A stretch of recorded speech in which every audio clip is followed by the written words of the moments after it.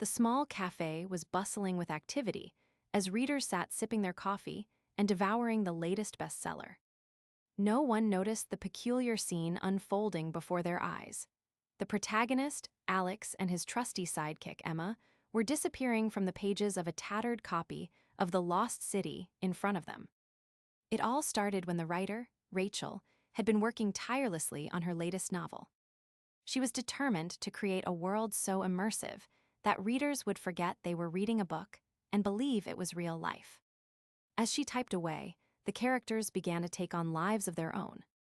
Alex and Emma were no exception. At first, it was just a feeling, a shiver down Rachel's spine as she typed out a particularly crucial scene. She tried to brush it off as mere writer's intuition, but as the days went by, the sensation grew stronger. She began to sense that something was amiss. Characters were appearing on her desk, arguing over plot points and demanding changes. Rachel couldn't believe her eyes when Alex and Emma suddenly materialized in front of her. They looked around, taking in their surroundings with a mix of confusion and excitement. "Where are we?" Alex asked, his eyes scanning the room for any sign of the real world. "You're in my cafe," Rachel replied, still in shock herself. "I guess I should be grateful you didn't walk into the wall." Emma grinned mischievously. "We've been stuck in that book for years. We're ready to experience life beyond the pages." As they conversed with Rachel, a strange energy began to build around them.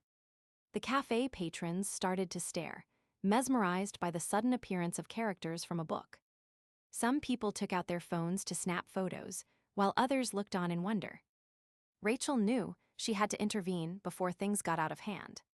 She ushered Alex and Emma outside, hoping to explain the situation without alarming anyone further. "You see, my book is a portal to your world," she explained. "I didn't mean for this to happen." Alex's eyes lit up with excitement. "That means we can explore the real world. We've been trapped in that book for years." As they stepped out into the bustling streets of the city, Alex and Emma began to marvel at the sights and sounds around them. They walked hand in hand with Rachel, taking in the beauty of the urban landscape. However, not everyone was pleased with their arrival. The cafe owner, a gruff but lovable man named Joe, stormed out of his shop, determined to evict the book characters from his business. "You can't just bring your fictional friends into my cafe," he bellowed. "It's going to scare off all my customers." Rachel tried to placate him, explaining that Alex and Emma meant no harm. But as tensions escalated, it became clear that this was more than just a simple disagreement over book characters.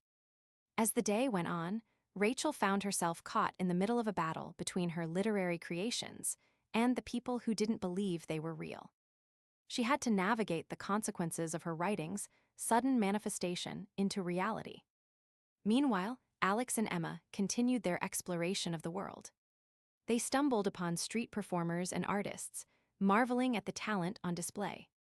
As night began to fall, they found themselves lost in a maze of alleys and side streets, searching for a way back home. Rachel joined them, using her knowledge of the city to guide them through its winding streets.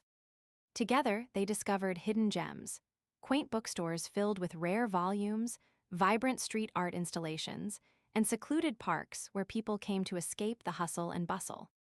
As they wandered, Alex began to realize that his world wasn't as different from Rachel's as he had initially thought. Both worlds were built on imagination and storytelling. The boundaries between reality and fantasy blurred, and he saw that even in the real world, characters could come alive. Eventually, after many hours of exploring, the trio made their way back to the cafe where it all began. As they entered, Joe, still grumbling, ushered them towards a table in the corner. "We'll talk about this later," Rachel promised, exhausted but exhilarated by her adventure. "For now, let's just enjoy each other's company." Alex and Emma grinned at each other, content in their newfound freedom. As they sipped coffee and shared stories of their adventures, Rachel smiled knowing that she had created something special, a world where fiction and reality blurred. As the night drew to a close, Alex leaned over to Emma and whispered, "You know, I think we're going to like this real-world thing." Emma's eyes sparkled in agreement. "Definitely."